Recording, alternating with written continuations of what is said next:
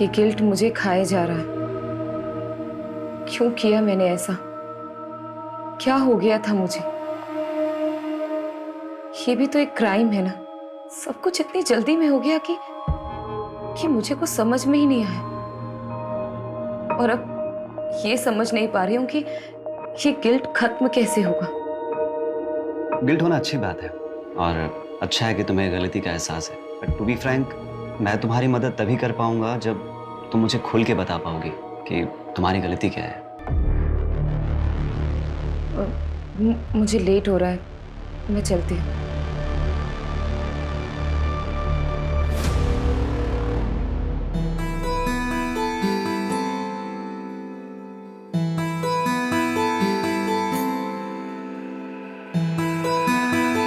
Section में doctor Prabha के पास जा रही हूँ। मम्मी की रिपोर्ट्स दिखाने हैं, सेकेंड ओपिनियन ले रही हूँ। अबे तो काजल, मैं चलता हूँ ना साथ में। नहीं नहीं, मैं चली जाऊंगी। आज तुम्हारी छुट्टी है ना, तुम रेस्ट करो। ओके ठीक है, बाय। अनिल, ये तीनों पोस्टर्स ओके हैं। एक काम करो, इनकी आज ही प्रिंट निकलवाओ, ठीक है? और 20-20 फीट की होर्डिंग्स पूरे पुणे में लगनी चाहिए। अंडरस्टूड? नमस्कार रति मैडम। अरे गावड़े जी, आप कुछ काम था आपको? नहीं, काम तो नहीं था। योगेश हमारे छोटे भाई की तरह था, तो मैं सोचा कि खुद आकर के आपको प्यार से समझाऊं। तो एक कॉल ही कर लेते ना। इस उम्र में इतनी तकलीफ क्यों दे रहे हैं खुद को? आप अकेली औरत मैडम, कैसे करोगी ये सब? धूप में घूम घूम कर मुरझा जाइएगा। अरे आपके त्वचा देखकर लगता है कि आपको पार्लर जाना चाहिए, स्पा कराना चाहिए। क्या ये सब इलेक्शन और वोट के चक्कर में आप पड़े? आप एक अकेली औरत से डर रहे हैं क्या? अरे डरे नहीं मैडम जी, हम चाहते हैं कि आप हमारे पार्टी ज्वाइन कर लें। पैसे वैसे की कभी कोई कमी नहीं होने दी, बस कभी कभार खुश कर दीजिएगा। दोबारा अगर यहाँ दिखे ना तो पुलिस में कंप्लेंट कर दूंगी तुम्हें।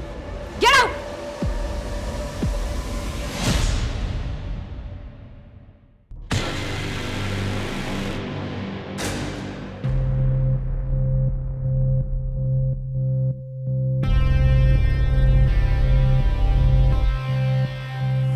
रति, कब तक हम ऐसे छुप छुप के मिलते रहेंगे?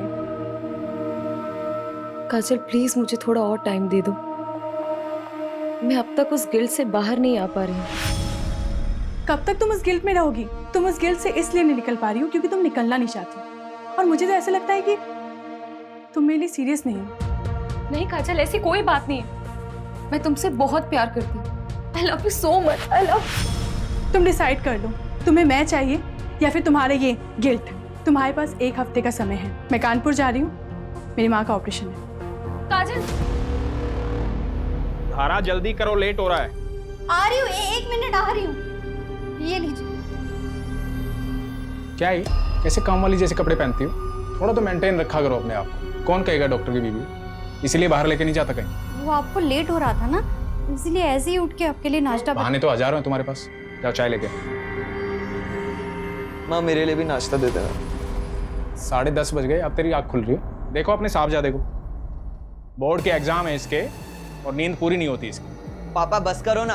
98% मार्क्स नहीं आए ना तेरे, तब बताऊंगा तुझे। क्या करूंगा 98% लाके? मुझे डॉक्टरी नहीं करनी है, MBBS नहीं करूंगा, आर्ट्स करूंगा, आर्ट्स। ऐसे ना फोर्स नहीं कर सकते हो मुझे। मेरी लाइफ पे ना कंट्रोल करना बंद करो। कर सकता हूँ, बापू तेरा। कौन देगा तेरे आर्ट्स के पैसे? याद रखना, मेडिकल की पढ़ाई नहीं की ना तो इस घर से 1 पैसा नहीं मिलने वाला तुझे। ये बाप नहीं होता ना, इधर ही लाफा खाता। समीर क्या बोल रहा है?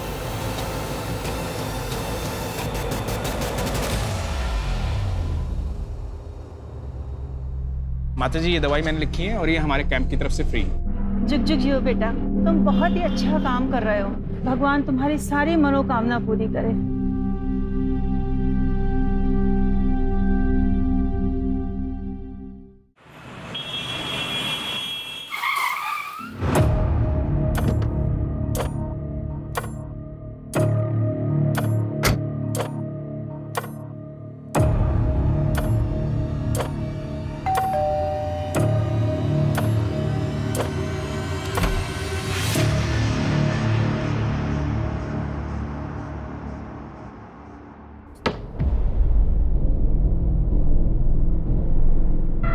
बैठो, मैं कॉफी लेके आती हूँ।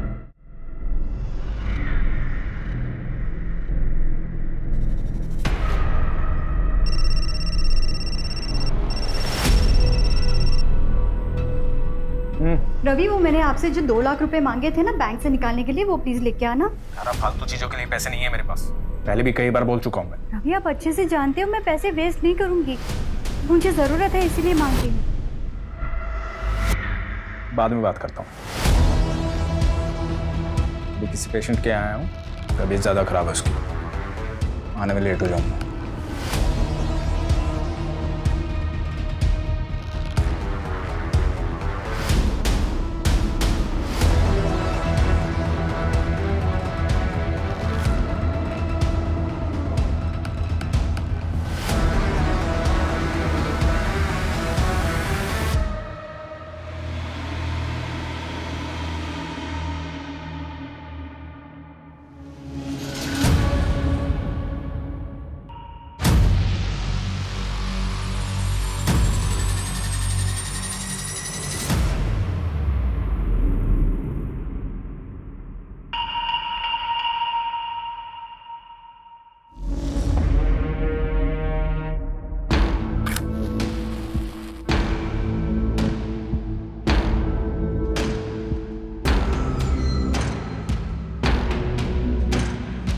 अरे वाह, महंगी वाली, क्या बात है।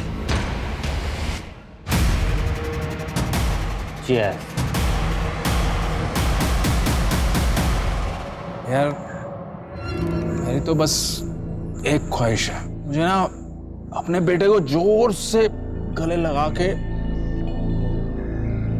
आई लव यू बोलना है। अरे रवि बाबू, आपके दुख की दवा तो आसान है। आप ना अपने बाप वाली ईगो ना साइड में रख के अपने बेटे को जोर से गले लगा के आई लव यू बोल दो। बिल्कुल। पर मेरे दुख की दवा नहीं है बाबू, 28 का हो चला हूँ पर कोई मिलती ही नहीं है। अरे ऐसा लुक्के के जैसा घूमेगा तो तेरे को कभी कोई नहीं मिलेगी। भाऊ, आप तो लुक्के नहीं हो ना, तो आपके आगे पीछे क्यों नहीं घूमती 4-5 लैला है? मुझे लुक बोल रहे हैं। भाऊ, मैं क्या बोल रहा था कि क्या कर दिया ये? हाँ, समझता नहीं तेरे को? हाथ कैसे लगाया मेरे को तूने? अरे लड़की खड़ी है, शर्म नहीं आती तुम लोगों को? हाँ?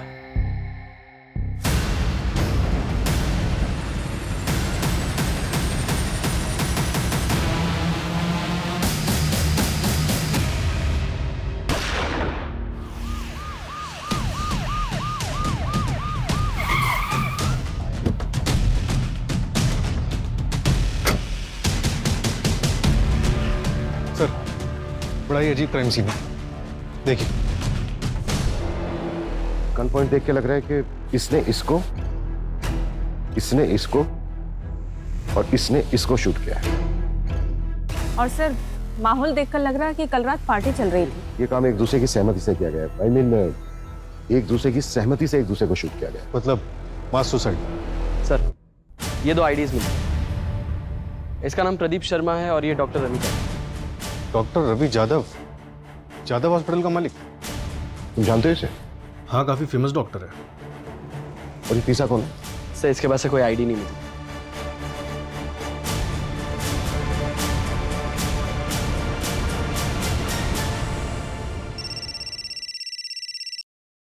हेलो, क्या? माँ, क्या हुआ? समय, पापा।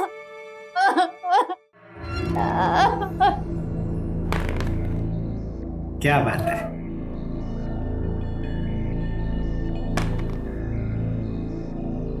पापा, आपका 1 आया था, आपने 3 क्यों चलाया? मैंने चीटिंग नहीं किया। नहीं पापा, आप चीटिंग कर रहे हो। चलो, आई देखो ना पापा, चीटिंग कर रहे हैं। क्या टिया, तू भी किसको बता रही है? ये तो खुद चीटर है।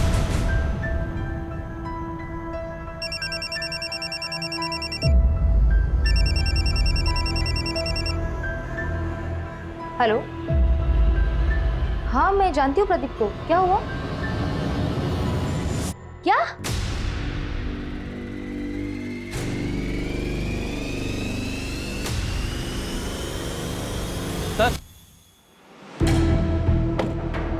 सर ये रवि की सीडीआर, इसमें एक नंबर मिला है जो आज सुबह से बंद आ रहा है। किसका नंबर है?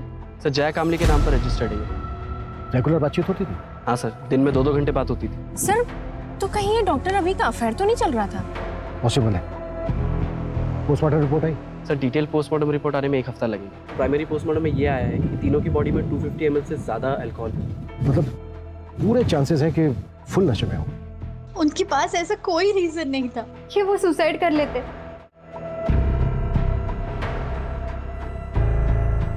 क्या आप लोग इन्हें जानते हैं? नहीं नहीं सर। नहीं। क्या इसको जानते हैं? नहीं जानते सर। जया कामली, शायद नाम सुना हो। नहीं जानते सर। श्योर? जी।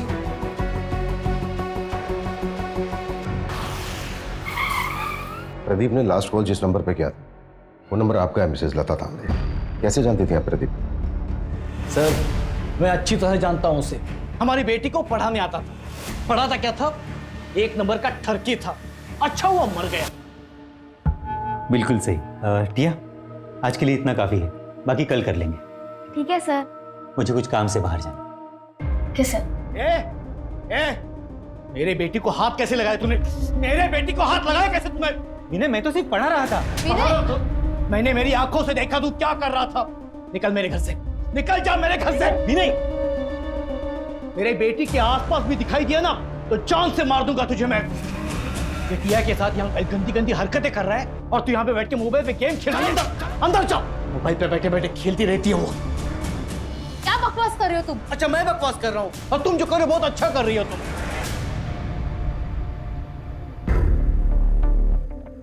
सॉरी सर, वो थोड़े गुस्से वाले हैं। मंजू, यस। इन दोनों को देखिए, कभी आपने प्रदीप के साथ देखा है इन दोनों को? जानती हैं आप इन्हें? नहीं, मैंने नहीं देखा। प्रदीप की फैमिली में से जानती है किसी को? देखिए हम उसके घर पे गए थे, घर पे ताला लगा हुआ था और नेबर से भी हमें कोई खास इन्फॉर्मेशन नहीं मिली। नहीं सर, उसने कभी कुछ बताया नहीं। शायद वो अकेला ही रहता था। अच्छा मिसेस तांबे, क्या आप कोई ऐसा रीजन जानती हैं जिसकी वजह से प्रदीप सुसाइड कर सकता है? नहीं सर, मैं अच्छे से जानती हूँ उसको। प्रदीप सुसाइड कर ही नहीं सकता। अपना वादा याद है ना तुम्हें? भूली तो नहीं? वरना मैं अभी भी पुलिस के पास जा सकती हूँ। नहीं, पुलिस के पास मत जाना। मैं रवि के अंतिम संस्कार में बिजी थी। मैं तुम्हारा काम कर देती हूँ। जल्दी करो, मैं और दिन ज्यादा वेट नहीं कर सकती हूँ। हाँ ठीक है।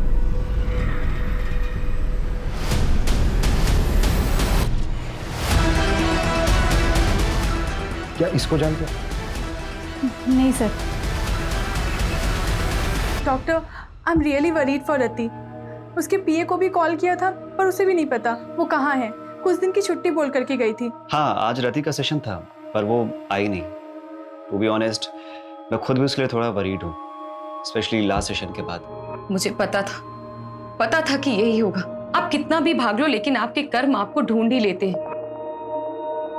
इसलिए मेरे साथ ये सब हो रहा है। काजल भी मुझे छोड़कर चली गई।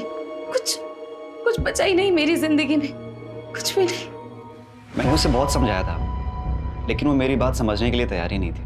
अगर आपसे वो कांटेक्ट करती है ना तो आप प्लीज मुझे कॉल करके बता दीजिएगा। ओके।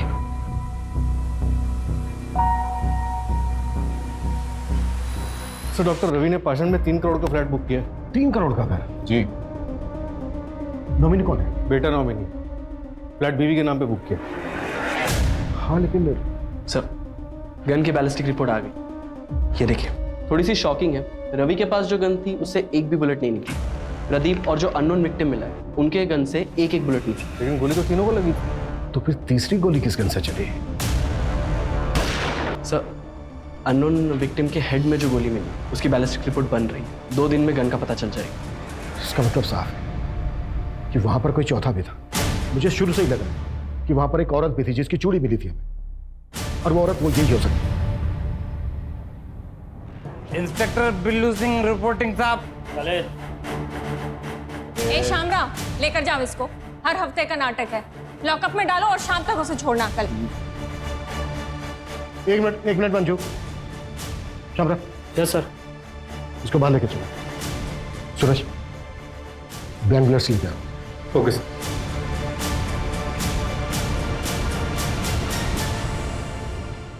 चल पकड़। मिला। गन? निशाना लगा उसमें। घबरा मत, निशाना लगा। शाबाश। हाँ, लगा निशाना।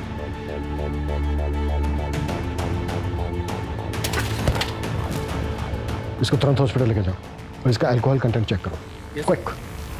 चलो चलो। मान लेते हैं ये है मिस्टर एक्स। मिस्टर एक्स के राइट हैंड में गन थी।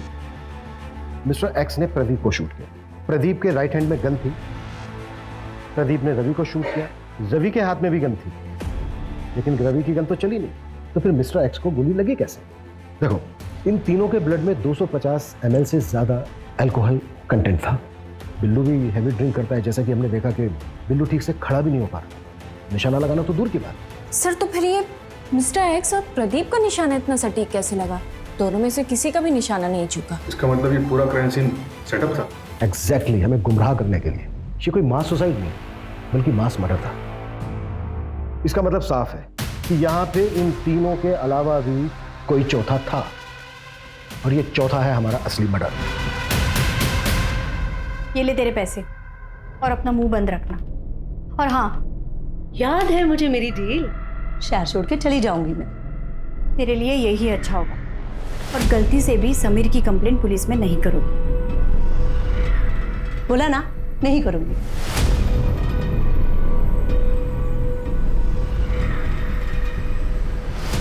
सर, मैंने डॉक्टर रवि की वाइफ धारा के कॉल रिकॉर्ड चेक किए। उसमें एक नंबर मिला है जो जया कामली के नाम पर रजिस्टर्ड। ये उसका दूसरा नंबर है। और सर, अजीब बात तो ये है, धारा और जया की बात डॉक्टर रवि के मरने के एक दिन बाद से शुरू हुई। तो कहीं वो चौथी लड़की, ये धारा,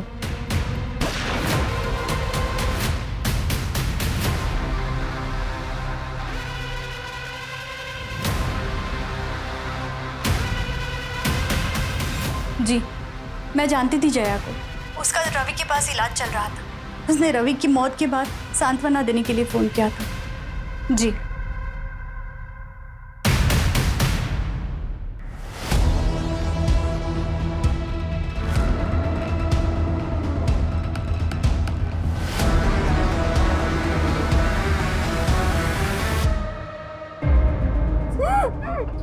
मेरे पापा से वापस मिलने की कोशिश की ना तो जान से मार दूंगा। मैं नहीं जानती। ए, नाटक बंद कर। मेरे पापा डॉक्टर रवि तुझसे मिलने आते हैं ना, तेरे साथ इधर गुलछड़े उड़ाते हैं ना। क्या चाहती है तू? उनकी प्रॉपर्टी? एक बात कान खोल के सुन ले, मेरे पापा की प्रॉपर्टी पे सिर्फ मेरा और मेरी माँ का हक है, समझी? सूरज, जया का मूवमेंट ट्रैक हुआ? बटरफ्लाई रात को कहाँ थी? सर, जया का फोन तो उसके घर पे ही एक्टिव था और कोई ऐसा क्लू नहीं मिला जिससे ये पता चले कि जया क्राइम साइट पे गई। जैसे क्राइम साइट पे जाने वाले सभी रास्तों का सीसीटीवी हम स्कैन कर रहे हैं। और सर, हॉस्पिटल स्टाफ से भी बात हुई। उन्होंने बताया कि जया को डायबिटीज और ये डॉक्टर रवि इंसुलिन के शॉट लगाने से घर पे जाता था। व्हाट? तब डॉक्टर रवि और जया के बीच में अफेयर नहीं था?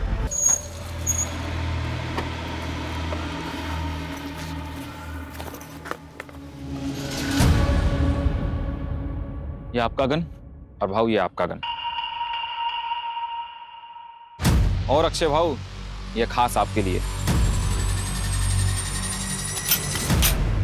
अरे अक्षय भाऊ, ये क्या कर रहे हो आप?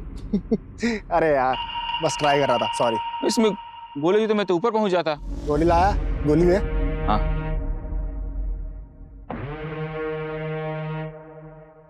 और चौथी वाली कहाँ है? चौथी गन है। वैसे भाऊ, आप लोग करने क्या वाले हो? मतलब बस पूछ रहा था मैं, अपन को क्या?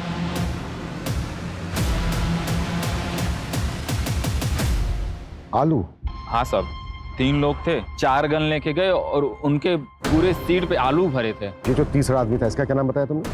अक्षय नाम है उसका। यही कोरेगांव पार्क में ही रहता है। मेरा एक दोस्त है जो उसका पड़ोसी है, तो उसी ने डील कराई थी। इस अक्षय का घर परिवार? घर परिवार तो नहीं पता साहब, लेकिन वो एड्रेस दे सकता हूँ। तो शायद ये मास सुसाइड ही था। शायद हाँ। गन इन तीनों ने खुद खरीदी। सवाल यह है कि चौथी गन किसके लिए खरीदी गई? तो शायद वो गन किलर के पास। इन तीनों ने और वो चौथा आदमी औरत जो भी कोई है, इन सब ने मिलकर ये प्लान किया होगा और फिर ये चौथा शख्स बैकआउट कर गया होगा। या फिर ये भी हो सकता है कि शुरू से इसका ये प्लान था। सवाल ये है कि ये चौथा शख्स कौन है और उस चौथे शख्स का इन तीनों के साथ क्या कनेक्शन है। सबसे पहले हम इस कनेक्शन को ढूंढना होगा। और सर वो आलू जो शाहिद ने बताया था, इतने सारे आलू सर, तो समझ में नहीं आ रहा है। मैं तो बेहोश था हॉस्पिटल में, कल ही डिस्चार्ज हुआ हूं। मुझे तो पता ही नहीं था कि अक्षय इस दुनिया में नहीं। इस महीने मेरा ऑपरेशन है। 10,000 कम पड़ रहे थे, वो इसी जुगाड़ में लगा था। उसने जिंदगी में अपने लिए कुछ नहीं किया, मेरे पीछे ही परेशान रहता था। वो कभी आत्महत्या नहीं करता। देखिए चंदन जी, ये तो हम नहीं कह सकते, पर क्या आपकी जानकारी में कोई ऐसा है जो अक्षय को जान से मार सकता है? कोई ऐसा क्यों करेगा? सीधा साधा था मेरा बेटा, न नशा, न लड़की, न कोई और ऐसी, सिर्फ मेहनत करना जानता था। चंदन जी, ये दो लोग हैं जिनकी बॉडी हमें आपके बेटे अक्षय की बॉडी के साथ मिली थी। आप जानते हैं इन्हें? नहीं, मैंने इनको नहीं कभी देखा। ठीक है चंदन जी, अभी आप अपने घर जा सकते हैं। मंजू, गायकवाड़ को बोलो कि वो इनको इनके घर तक छोड़ दें।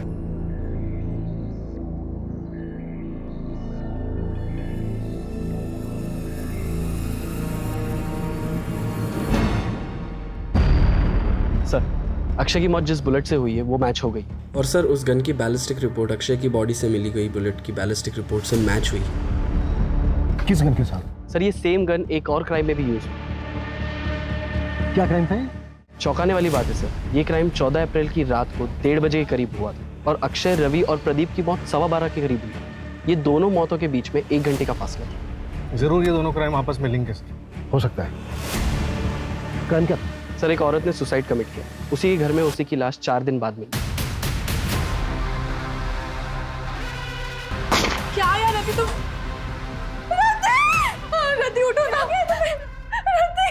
रति यादव नाम था, कॉपरेटर योगेश यादव की बीवी। कॉपरेटर योगेश यादव, इसने भी सुसाइड किया था ना? हाँ सर, और उसकी बीवी रति यादव, ये भी इलेक्शन लड़ने वाली थी। तो वो चौथी औरत रति थी। कि रति के केस में ना और कंफ्यूज कर दिया है। 3 आदमी 1 औरत। आखिर ये करना क्या चाह रहे थे? रति के हस्बैंड ने सुसाइड किया और बाकी के 3 विक्टिम। कहीं ये सब कुछ रति के पास से तो नहीं जुड़ा हुआ है? और सर राति के पोस्टमार्टम के मुताबिक उसके बॉडी से भी अल्कोहल बरामद हुआ था, 126 ml। फिलहाल हमारे लिए यही जानना जरूरी है कि इन चारों का आपस में लिंक क्या था। क्या ये चारों एक दूसरे को जानते थे? सर अफेयर का भी एंगल हो सकता है। पॉसिबल है, पर सवाल वही है कि किसके साथ? हो सकता है एक के साथ, हो सकता है तीनों के साथ, और यही झगड़ा जलन इन मर्डर्स की वजह बनी। पॉसिबल है। अच्छा, रति यादव की बॉडी किसको मिली थी? सर रति यादव के साइकियाट्रिस्ट डॉक्टर नीरव।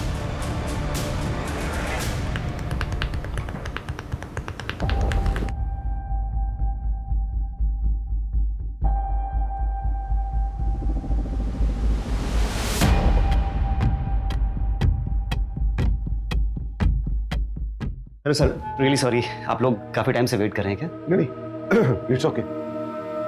एक्चुअली हमें आपसे रति यादव के बारे में बात करनी थी। आप रति के डॉक्टर थे ना? जी।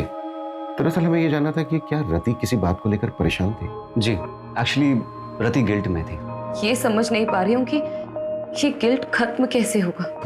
गिल्ट? किस बात का गिल्ट था रति को? कुछ साल पहले उसके हस्बैंड योगेश की डेथ हो गई थी और रति उसके लिए खुद को जिम्मेदार मानते थे। रति, आई एम हो। ये तुम दोनों? ये सब क्या हो रहा था? योगेश, योगेश मेरी बात सुनो। क्या बात सुनो? तुम्हें शर्म नहीं? मेरा नाम, मेरी इज्जत सब मिट्टी में मिल जाएगा।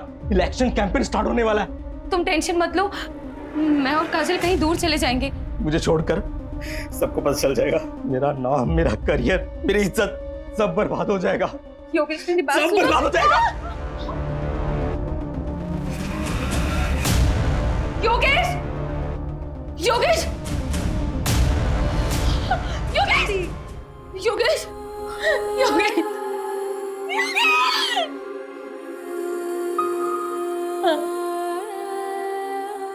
सर ये सब सच है। सर हमारे रिलेशन को कोई नहीं समझता। फैमिली और सोसाइटी के प्रेशर में हम दोनों ने शादी तो कर ली, लेकिन हम अपने अपने हस्बैंड के साथ खुश नहीं थे। हमने भागने का प्लान बनाया था, लेकिन सर रति योगेश के सुसाइड से उभर ही नहीं पा रही थी। सब वो अब्रॉड जाने के लिए तैयार तो हो गई थी, लेकिन उसको वो गिल्ट खाया जा रहा था। अब्रॉड जाने के लिए? और वो इलेक्शंस? सब वो ये सब कभी नहीं करना चाहती थी। वो तो योगेश के शुरू किए हुए प्रोजेक्ट्स को कंप्लीट करना चाहती थी। उसके बाद ईयर एंड में हमारा कनाडा जाने का प्लान था।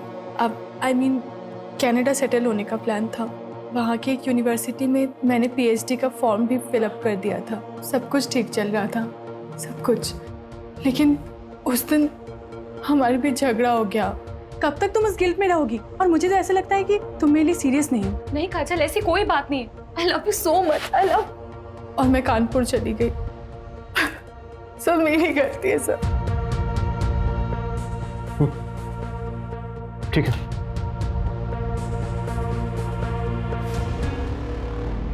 सर, प्रदीप ने मार्केट से 10 लाख रुपए उठाए थे और सर प्रदीप की लोकेलिटी में एक ज्वेलरी शॉप है, उसने वहां से 20 लाख के गहने ऑर्डर किए थे और सर उसने दुकानदार से कहा था कि वो अपनी बेटी के फ्यूचर के लिए इन्वेस्टमेंट करना चाहता है। कहाँ है उसकी बेटी? सर मैंने पता किया है, 13 साल पहले प्रदीप को एक बेटी पैदा हुई थी, लेकिन सर बच्चे को जन्म देते समय उसकी वाइफ की मौत हो गई थी और सर उस नर्सिंग होम के रिकॉर्ड्स पता करते हुए हमें एक जाना पहचाना नाम मिला है जिसने उस वक्त उसी नर्सिंग होम में एक मरे हुए बच्चे को जन्म दिया था। कौन?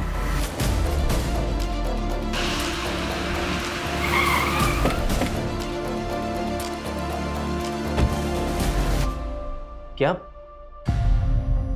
मेरी बेटी टिया मेरी बेटी नहीं है, उस प्रदीप की बेटी है। ये बात तुम्हें पता नहीं थी? नहीं सर, इन्हें नहीं पता। वो मेरी प्रीमेच्योर डिलीवरी हुई थी, उस वक्त ये शहर से बाहर थे, इन्हें कुछ भी नहीं पता। सब कुछ अचानक हुआ सर, और मैंने भी इनसे बात छुपा ली, वरना प्रदीप की तरह ये भी मरे हुए बच्चे की बात सुन के टूट जाते। विनय, हाँ? 14 अप्रैल की रात को 8 से 12 के बीच में कहाँ थे तुम? विनय सर यही घर पे ही थे, मेरे और टिया के साथ।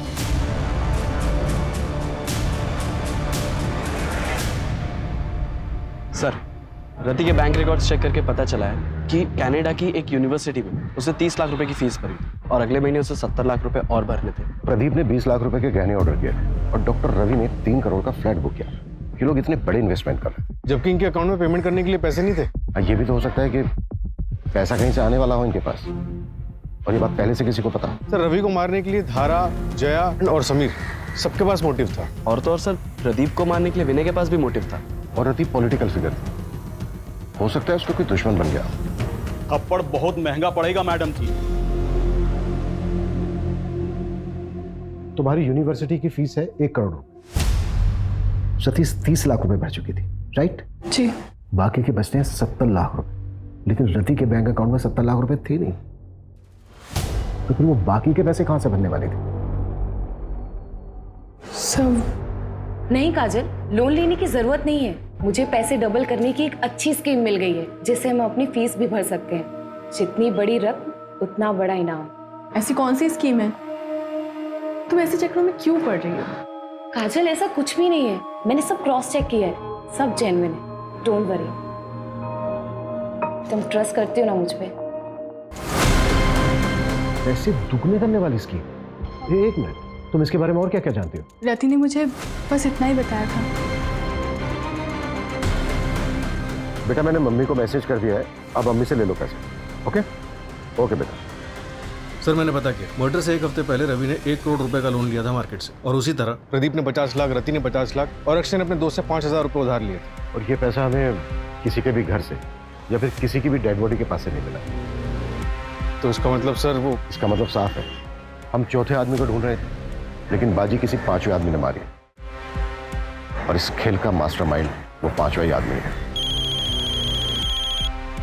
हाँ मंजू। सर, आपने मुझे जैसा बोला था एक बार क्राइम सीन चेक करने के लिए, आप क्राइम साइट पे फौरन आ जाइए, हमें यहाँ कुछ मिला है।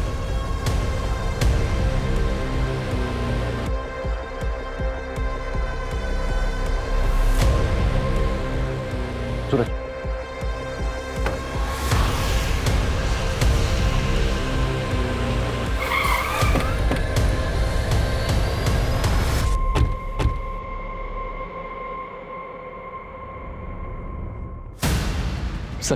ये देखिए क्या मिला।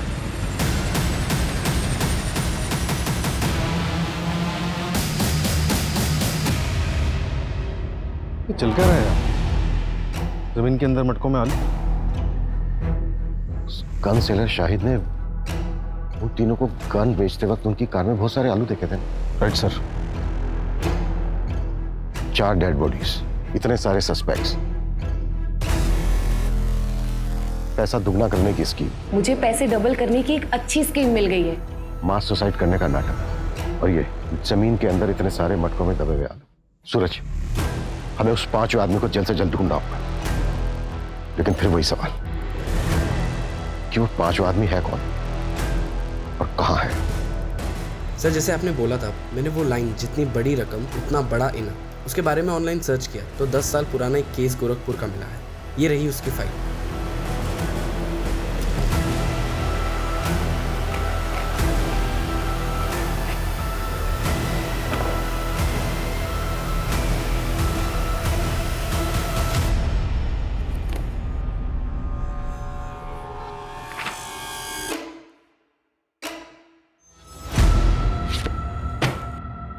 दस साल पहले देव श्रीवास्तव ने पोंजी स्कीम बनाई थी और सबको लूट-लाट कर भाग गया था। ये केस सीरियस तब हुआ जब 2 भाइयों ने सुसाइड कर लिया था। पुलिस ने खूब पूछताछ की थी देव श्रीवास्तव से, लेकिन उसके खिलाफ कोई सबूत नहीं मिला। फिर भी मैं गोरखपुर पुलिस से कांटेक्ट करता हूँ, पता करता हूँ कि देव श्रीवास्तव आजकल है कहाँ, है भी या नहीं। क्विक। सर, देव श्रीवास्तव 4 साल पहले मर चुका। एक और डेड एंड? नहीं सर, देव का एक बेटा है जो 2 साल पहले यहीं पुणे में शिफ्ट हुआ था। इसका हमारे किसी सस्पेक्ट के साथ कोई कनेक्शन है? हाँ सर, ये देखिए।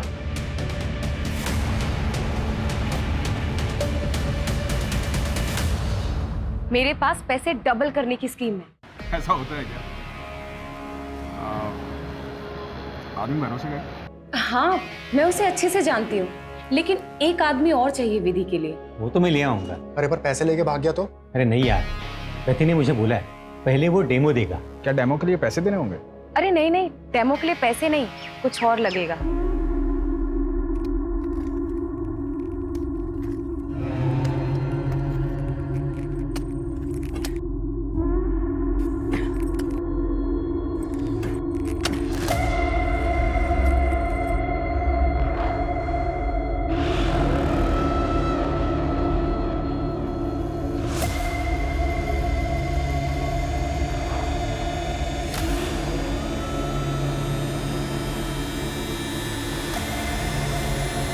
अब क्या करना है?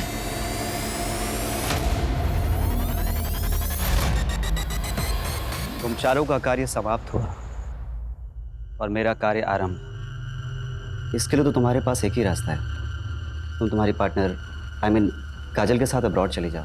लेकिन डॉक्टर, मेरे पास इतने पैसे नहीं हैं। इसके लिए मेरे पास एक रास्ता है, सीक्रेट है, मैं पैसे डबल कर सकता हूँ। क्या?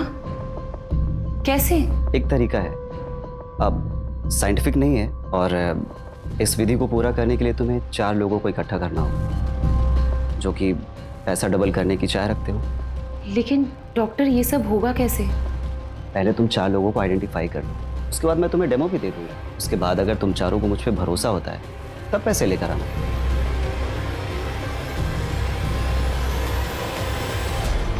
मुझे वरदान है कि मैं जरूरतमंद लोगों के पैसों को 2 गुना कर सकता हूँ।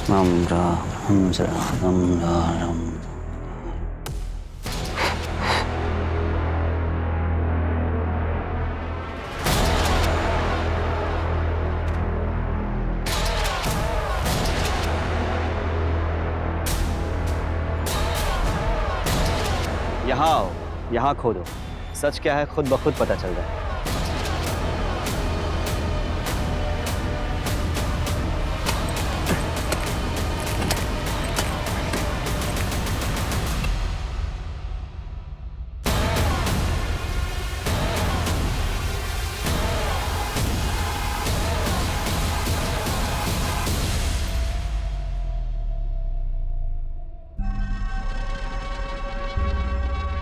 बाबा, आपने तो चमत्कार कर दिया, हम पैसे भी लाए, उन्हें भी आज दोगुना कर दो। पैसों को दोगुना करने के लिए इससे भी मुश्किल विधि करनी पड़ी। मैंने रति को बताया था, इसके लिए शस्त्र की भी पूजा होती है।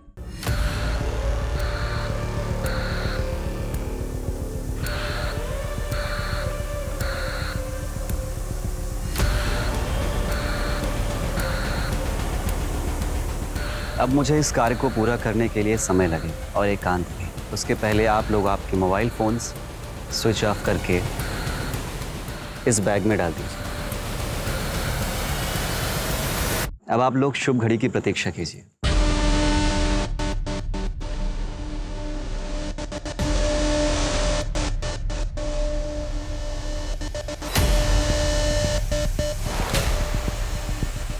भाव मैं क्या बोल रहा था कि क्या कर दिया ये? हाँ?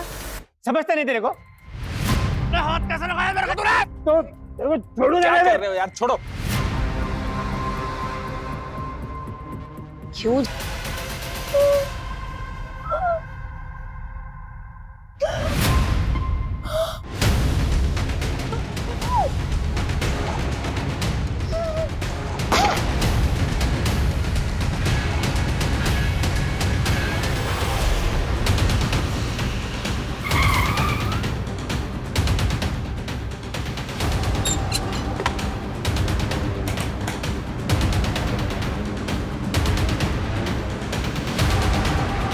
सूरज, पूरे शहर में मुझे नाकाबंदी चाहिए। हर जगह पर नीरव की फोटो खिंचवाओ, खास करके शहर के बॉर्डर। क्विक।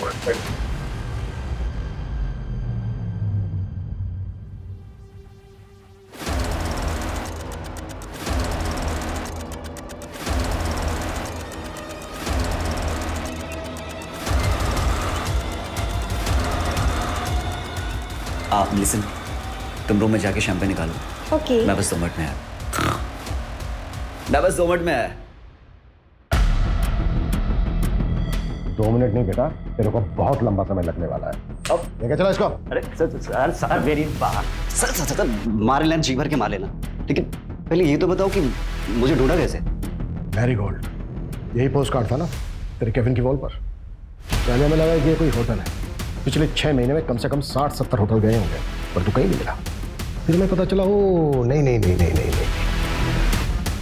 ये कोई होटल नहीं है, बल्कि ये तो मुंबई का एक्सक्लूसिव मेंस सीक्रेट क्लब है। एक पोस्ट कार्ड से क्लब तक पहुंच गए। तुझे क्या लगा तू ही जीनियस है? तेरे जैसे फ्रॉस्टर्स अपनी झूठी शान में पैसा उड़ाने के लिए एक क्राइम करते हैं। फ्रॉड नहीं, जीनियस हूं मैं। अपने इशारे पे लोगों को नचाता हूं, और वो चारों तो अपने लालच की वजह से मारेंगे। मेरा उसमें कोई रोल नहीं। वो चारों लालची, और तू निर्मोही जिसे कोई मोह नहीं। अरे तूने तो उस अक्षय तक को नहीं छोड़ा। वो बेचारा 5000 रुपए डबल करना चाहता था, पता है क्यों? ताकि वो अपने बीमार बाप का ऑपरेशन करा सके। आती हुई लक्ष्मी को कौन जाने देना चाहता है? मैंने तो बस एक शतरंज की खेल की तरह जाल बिछाया, जो फंसा हो गया। बेटा अब हम तुझे भी नहीं जाने देंगे। हम अपनी पूरी जिंदगी जेल में खेलना था। और अब ये बता, तू आलवों को डबल कैसे करता था? वो तो मैं पहले से गाड़ के रखता था, पर लालचियों को मेरी ये मामूली सी ट्रिक भी समझ में नहीं आई। नीरव को कोर्ट ने आईपीसी की धारा 302 एंटी सुपरस्टिशन और ब्लैक मैजिक के तहत दोषी पाया और 14 साल की सजा सुनाई। लालच एक ऐसी बला है जिसमें आदमी सब कुछ भूल जाता है, अपनी सुध बुध कमाता। तीनों पढ़े लिखे लोग थे, अच्छी सोसाइटी से थे, चाहते तो मेहनत करके खूब पैसा कमा सकते थे, पर नहीं, सब कुछ भूल भाल कर जल्दी जल्दी पैसा कमाने के चक्कर में अंधविश्वास में फंस गए और अपनी जान गंवा बैठे। फिर मुलाकात होती है एक और केस के साथ। जय हिंद।